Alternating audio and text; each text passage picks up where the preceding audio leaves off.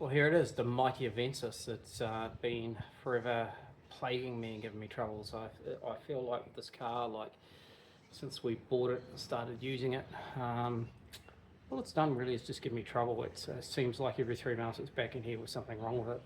Mind you, it was cheap. Bought it for like $800, but basically every part that could fail has been replaced already. The CVs, the oil pump, the belts, loads of plugs on the engine. All of these. They were all, absolutely defunct and had it. All of the injectors are all new. All the injector plugs are new, of course, because they were all stuffed as well. The wiring loom I'm going to take off and I'm just going to redo it because it's just absolutely shagged everywhere. This is what happens, the plugs all just break on the ends. That's a fairly good one compared to most of them. Any that were near heat. Luckily, the gearbox is just the last thing that I'm doing at the moment. This plug, luckily I've got a new one here, so that's going to be going on. The old one that was on there was absolutely toast.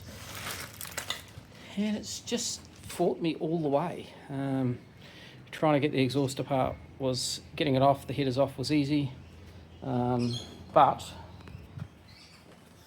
the gasket that was on here had been gasket glued on and it was absolutely rubbish. And I think this was the last of my air problems, air getting in the exhaust where it shouldn't and causing problems with the sensors and messing all the fueling up, which is a bit annoying, so you get a bit of a miss. Inlet manifold gaskets all across here, these were all replaced. They were like a piece of concrete, they were just absolutely done. Gaskets around here all redone. The entire thing's just been a total fight. It's been a fight all the way. Everything's been hard won, nothing's been easy. I replaced the CVs on this, I replaced parts of the suspension, I replaced the control arms. What else did I replace? Oh, the idler wheels were all replaced, the water pump was replaced, the power steering pump was replaced. The tensioner was stuffed and the tensioner needed replacing. It was just one more thing that I had to replace. So yeah, the whole thing overall, it hasn't been much fun, to be honest. Should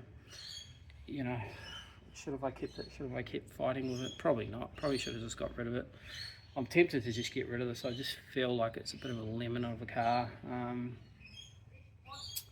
I'd rather have a Mazda 3, to be honest, so I think that's probably what I'm going to do. I'm probably going to junk this, get it running, get rid of it, probably get rid of it. We'll see how it runs anyway, but probably I'll get rid of it. It's just too much of a fight to work on. And probably get a Mazda 3 because there's just loads of them around and they just seem to be easy to work on and they seem to be way more reliable. Oh, and the other thing that doesn't work on this car, of course, is the air conditioner, because underneath the dash it has the condenser, and the condenser under there is stuffed like everything else in the car, so that's another thing that needs to be replaced on this. Yeah, anyway, that's where we're at.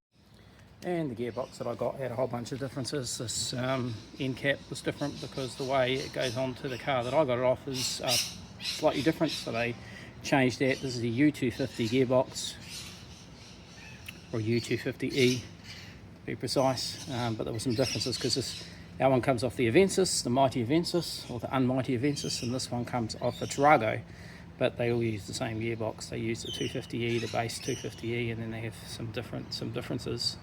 The Tarago has an extra sensor here, which we're not going to use. It doesn't really matter, so and it's blanked off on this one.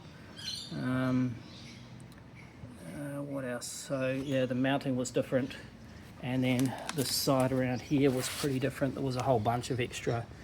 The way this was all set up was more like a Camry kind of setup, and the Avensis has got a different type of cooler on it. So the cooler, I think on this one, or the Tarago, or the other one, I think they go back to the main,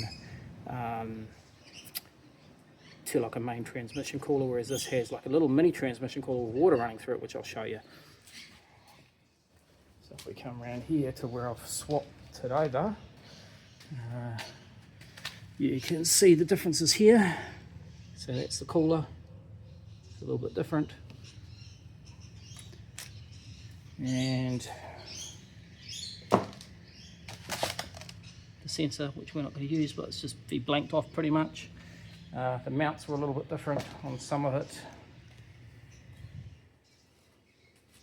You can see some of the other differences here, different bits and pieces which I've torn off and got rid of because I don't need them. Oh, and here's the other thing, this three-way connector. It's completely toast. Goes there, broken. Had a tiny little leak, which I noticed when I started taking this apart. As soon as I touched it, it fell apart. It was absolutely done. It's part of the cooler network that goes back to the transmission.